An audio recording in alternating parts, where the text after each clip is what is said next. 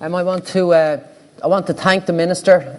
It was interesting, during the referendum campaign, somebody said to me, I saw the Children's Rights Minister on the television the other night. It's interesting that sometimes our legacy or what we contribute is actually defined by the public, and I think that, ultimately Frances Fitzgerald is going to be remembered as the Children's Rights Minister. I think that I'm very heartened by by what she said today. The focus on early intervention is really great to hear. The emphasis on listening to young people is also great to hear. And this, the concept of accountability. I mean, it would be great to have an agency that is accountable to the public, to children, to the families, to the people it serves. And I'm hearing all of those messages very loud and clear. So I think from the Children's Rights Alliance perspective and from the organisations running today, we're delighted, Minister, to hear those sort of commitments. So thank you very much. I just want to go back to a couple of housekeeping notes, just to say that the exits here and the exits are at the back. Also that more people wanted to attend than we were able to facilitate here today. So it is being live streamed on the websites of all of the organisations that have organised today. There's also Twitter on hashtag #ChildFSA. So just for people to be aware of that. I'm going to move on now. Of course, we heard about implementation. The responsibility for implementation, the easy job, rests with Gordon Jeyes. I understand he gets a full 8 hours sleep and all that stuff. He's very popular among all of the professionals in the area. This man has an incredible pedigree, an OBE for services to children, has vast experience from the UK and Scotland, and of course has been working here for a number of years. We're delighted that he could join us today, and he's very welcome. Gordon, over to you.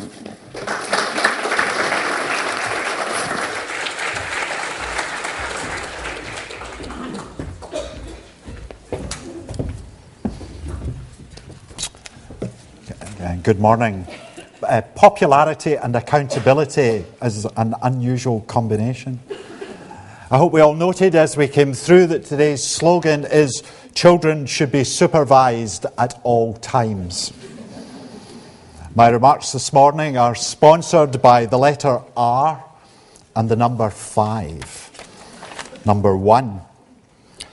We swapped our personal scruples for a solid public apparatus that kept us in tune, in step with what was proper behaviour. On the 19th of February 2013, the Taoiseach rose magnificently to confront a challenge facing all of us, wishing to create a better Ireland. How to ensure that our public apparatus is a true reflection of our collective beliefs and values. Not an easy challenge. Acknowledgement of past failures is, however, no guarantee of future success. So we need to pick up the Taoiseach's challenge. What is today's received perspective? What will we look back on and say, we could have done more? After all, it's easy to do outrage. We can condemn with impunity when we are not directly involved. Criticism from a distance takes little skill. A far greater challenge for us all is how to engage through positive action. The challenge is to acknowledge joint responsibility, to be believers and builders, to confront the mindset that easily identifies the responsibilities of others but no reflection on the personal contribution. Together, we must find a path which acknowledges the individual integrity and humanity of each citizen from birth throughout life, which creates a 21st century Ireland prioritising the needs of children whom we are tasked with nurturing. For 2 years, I have led Child and Family Services in the HSE. I've witnessed the dedication of staff always willing to go the extra mile. I've acknowledged our failure on occasion to deliver the service which children require. When I began my post, I said, and still do, that we wish to lead services which are consistent, which are transparent, and which are accountable. I never expected the job to be easy. It would have been interesting if it had been a little less challenging. So what have we done to act? Well, we have 17 area managers, 4 service directors, clear lines of accountability. As even judges have commented to me, I'm a bit stuck. I used to enjoy saying, I never know who's in charge. We know who's in charge. We have to stand up and take responsibility.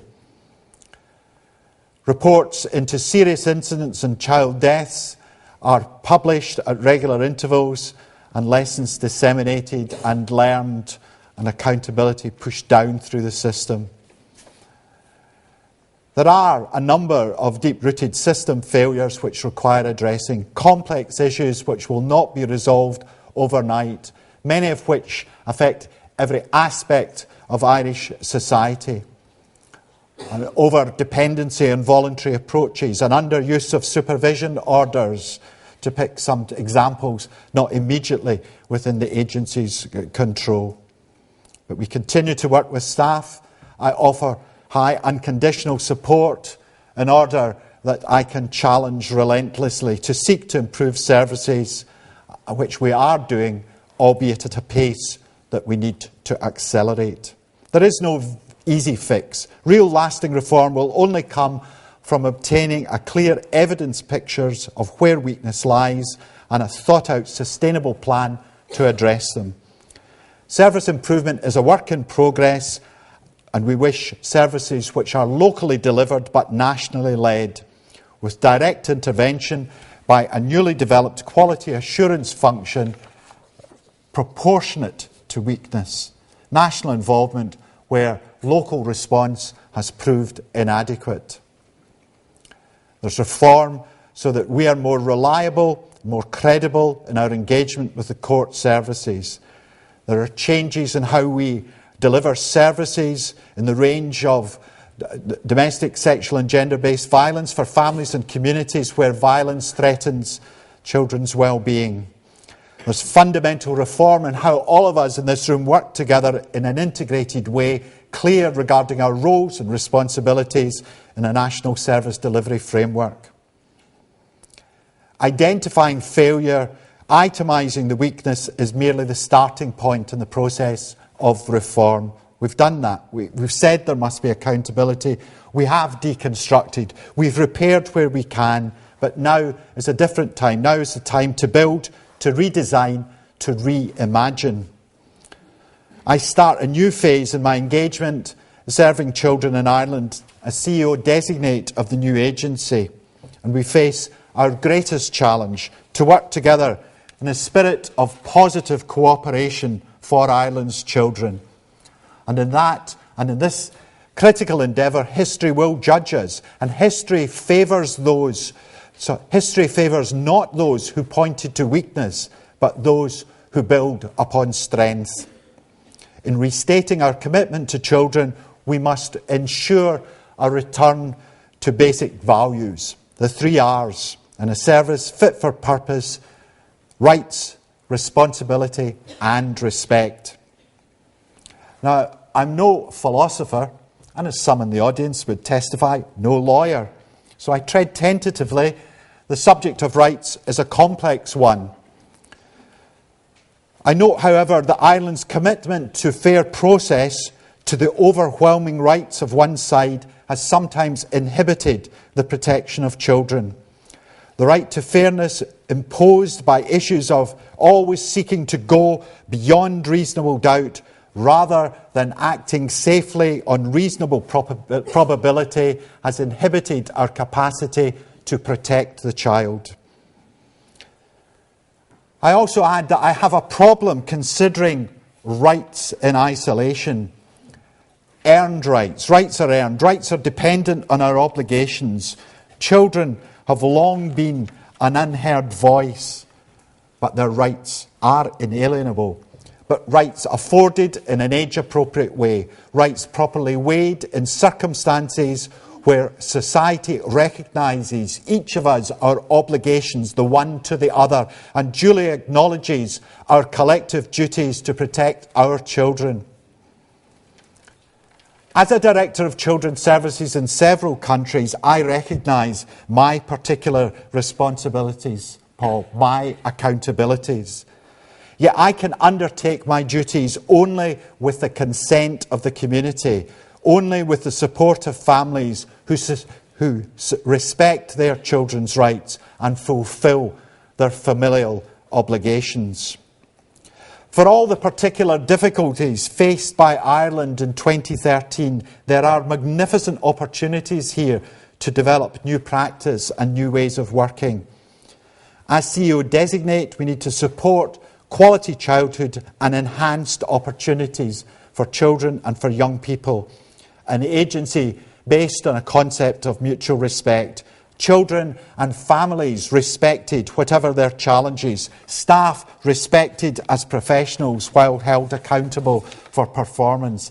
A public apparatus which respects the beliefs and values of the society it serves. Children seen, children heard, children represented, children consulted. To quote the Taoiseach again, a very different Ireland with a very different consciousness. Rights earned, respect retained, responsibilities met. 2. Constraints.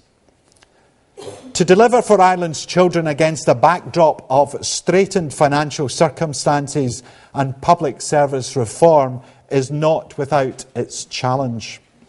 We must recognise these while refusing to allow such challenges to become a mantra for inertia. In seeking an appropriate 21st century balance among rights, responsibilities and respect, we recognise a further 3 R's, the constraining R's, the restraint of our financial circumstances to account for every euro of the taxpayer's contribution. The R of recruitment issues caused by artificial, externally opposed ceilings on our workforce design.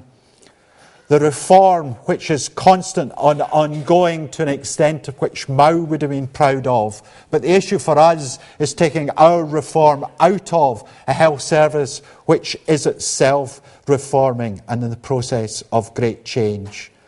So we need to look to the programme of government. We need to look and overcome these challenges in a search for fixed points. So we need to have this on new relationships focused on services delivered decisively at the most local practical level. Delivery determined by individual need, not professional bureaucratic demarcation and delineation. We need a society prepared to discriminate positively in favour of those whom circumstances have disadvantaged, a concept Ireland seems to find difficult. We need organisations which are inclusive and outward-looking. We need professionals willing to set aside traditional ways of working, to embrace new pathways to service, to focus on outcomes. What works is what matters. The nuts and bolts of a new agency are being assembled by teams dedicated to creating the strong foundation for its future. Thus, the work with health colleagues to develop new customer-focused fund-holding mechanisms, new partnerships among mental health, disability and children's services within a framework of primary care. There are no boundary solutions. Families don't live in silos. The work on legislation by colleagues in the Department of Children and Youth Affairs and in parliamentary drafting. Beyond this practical manifestation of a new agency lies the need to commit to the new ways of working, behaviour based on clear core values and quality customer-orientated relationships that make services effective. A new agency with its roots in the community through the involvement of the Family Support Agency and the educational perspective of education welfare services, thus uniquely placed to offer a full range of services on the continuum of care and childhood, recognising the strengths and contributions of children, of families, of schools, of communities. One child, one plan, many, many perspectives. So standing still is not an option, nor can we be paralysed by the obstacles in our path to a better place for Ireland's children. Resources are certainly an issue, but they cannot be an excuse for not taking action. Children's futures will not wait while we address past failings. It will certainly be challenging, but we can work with current resources, maximising a multidisciplinary approach to deliver reforms, conscious of children first, always. 3. Judicial accountability. Our legal system plays a pivotal role in protecting children. The recent amendment to the Constitution was necessary to ensure an accountability which puts the child's voice and right to protection at the heart of legal proceedings. I believe it a necessary emphasis in order that judges balance the full range of constitutional challenges, including the best interests of each and every child. But a courtroom setting is not the best place to deal with family failings. The needs of children, particularly in the context of family breakdown, chaotic lifestyles and dysfunctional relationships, are not resolved in a framework that is adversarial and more suited to a final decision of guilt or innocence. There are no losers when families break down. I beg your pardon? There are only losers when families break down. Judicial oversight is critical for the protection of children when family affairs finally go before the courts. And I fully accept that legal representation assists in an environment alien to families and indeed to those providing a service to them. But is full legal combat always in the best interests of children whom we are professionally and morally obliged to protect? In my opinion, there are many occasions when going legal is akin to pressing the nuclear button. The Irish legal system is a bit like the Cold War. Unless there is some de-escalation, some common purpose, increased shared focus, there is madness. Spiralling legal engagement, unproductive costs, a system without credibility leading to mad, mutually assured destruction. And the greatest collateral damage will be our children. For my part, I seek to reform those legal routes for child and family agency will have responsibility. Following visits throughout the country in summer of 2012, noting serious concerns being raised regarding inconsistency in other matters in all areas with regard to court procedures. So we've been looking at our relationships with the court, and we'll shortly be issuing a standard template for the improvement of court reports, initial training for less experienced social workers, and a full training programme, a guidance document on court procedures, a learning digest of legal advices, and a reduction and greater discipline in those who can commission legal work by the agency. These measures are an effort on the part of social work to be reliable partners in the legal process and to improve the manner in which they represent professional opinions and professional expertise. Others engaged in the legal process need to look to their contribution. Unnecessary legal representation, unnecessary escalation, less cost-effective solutions all represent a poor use of resources that could be used on preventative issues at the front line. In particular, the reform of the guardians ad litem system is required. Guardians ad litem do play an important role. I have met many who are significant and who are wise. As independent court officers, the GAL offers vulnerable children clear legal protection. Some confusion, however, exists requiring clarification of the role standards, the registration, the regulation of the system. This requires immediate address. It is not beyond us to create a system that is not adversarial, that puts the needs of children first, that recognises in damaged or abusive or neglectful relationships there is no right or wrong, only the need for improvement, for support, for hope, for stability. A different Ireland with a different consciousness, a collective commitment.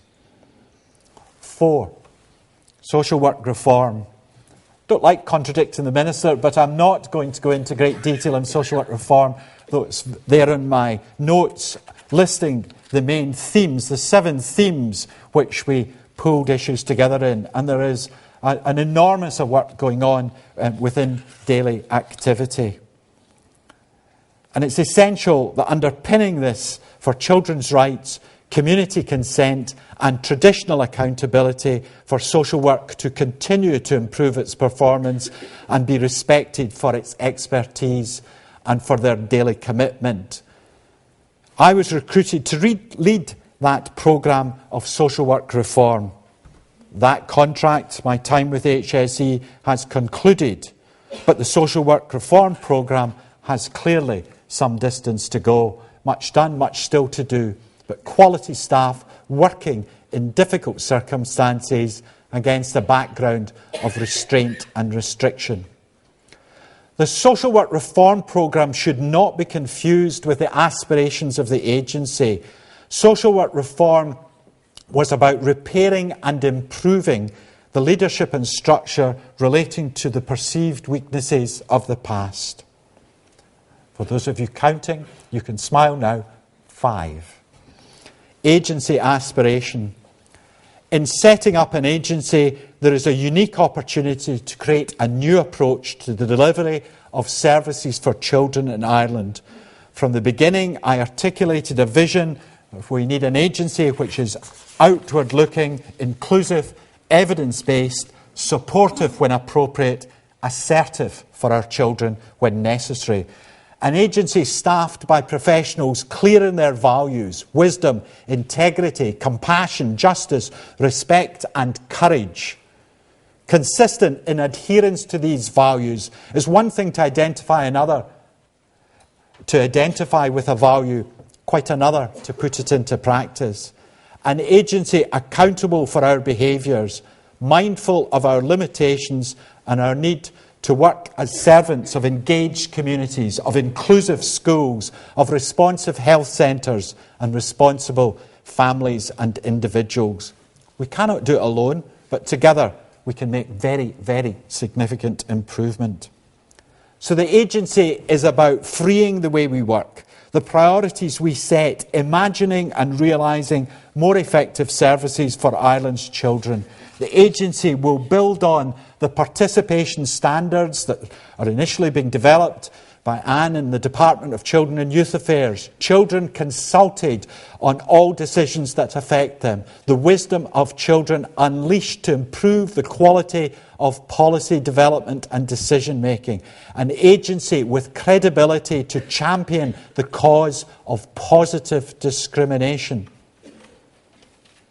There are over 6,000 children in the care of the state. The care of the state. They are not solely the responsibility of children and family services. Are their needs prioritised? Are their rights promoted in relation to school admission procedures, annual health and dental checks, student grants for those who have come through the care system? For example, the question of supporting students without parents was raised as a consequence of the difficulties our grant system encountered earlier this year. They could not be prioritised. Why not? How do we move to a clear system of corporate parenting and my responsibility for children to your assistance in community parenting, to sponsored support such as apprenticeships, providing for children whose life chances have been limited by society, to a collective endeavour by a very different Ireland with a different consciousness. To an agency that aspires to access to education for every child. Education welfare, the issue is not solely school attendance. The issue is not solely school completion. It is building on the improvements of homeschool liaison, and it is fundamentally about access to education for every child. It is the gaps in education. It is the difficulties in admission for our most vulnerable. It is the need to work in an education system and design alternative education for those too often denied a school place. It is an agency that wishes to ensure the sharing of information is in the interests of the child. I have never known a child suffer through information being shared. I have known children suffer through information not being shared. An agency where the duty begins with the referrer and risks cannot merely be passed on. We have rights and we have responsibilities. It is an agency that seeks to work with the family resource centres to build on the outstanding contribution children make to the community in sports, in arts and culture, and create initiatives that support this work, that develops local entitlements in sports and arts, participation that gives young people opportunities to contribute. We celebrate, we come together as a community around our children, give them opportunities to be resilient, to be enterprising, to fulfil their potential. No one said it would be easy, but the opportunities to reimagine are considerable. To deliver our responsibilities to all our children, there is a need for mutual endeavour and mutual, unconditional respect. Our shared aspiration is for children in Ireland to fulfil their potential and be healthy in every aspect of their life, physically and mentally. The shared aspiration is for children who develop a keen sense of themselves through the projects that they take up in the world. The shared aspiration is children who make good decisions about their physical, mental and sexual health. If we've learned anything in recent years about improving the services for our most vulnerable children, it's about the need for concerted community action, a full range of perspectives from all disciplines, and a recognition of the strengths and contribution of children, of families, of communities, a new consciousness, a collective effort. So, colleagues, friends and critics, are we able to confront the mindset, the groupthink, to today's received perspective, today's proper behaviour or appropriate views? An Ireland with community commitment, a collective consciousness, shared responsibility, decision-making positively for the most vulnerable, prioritising our children. Thank you.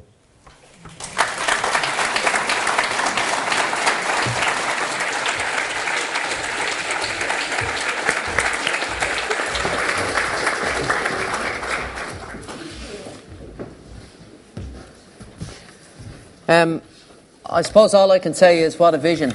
You know, if we can deliver, if the HSE, if the new agency and if all of the voluntary organisations and all those working in this area and the communities can deliver on that vision, it will be a fantastic achievement.